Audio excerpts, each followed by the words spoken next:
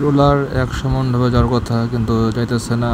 এই সোলো আবার ফাস্ট হয়ে যেতেছে, ধাক্কা মেরে মেরে গাড়ি চলতেছে।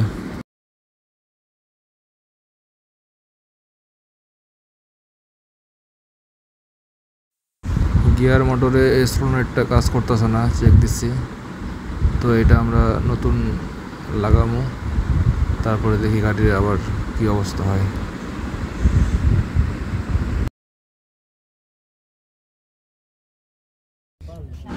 সম্পূর্ণ স্পল সহ নতুন মাল আনছি, এখন লাগায় দেখুন কি অবস্থা।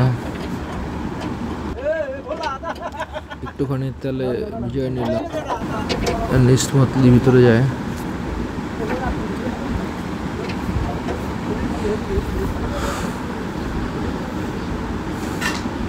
লাগানো কমপ্লিট, এখন আমরা গাড়ি স্টার্ট দিয়ে চেক দেবো আগের থেকে ভালো অবস্থা হয়ে গেল কিনা।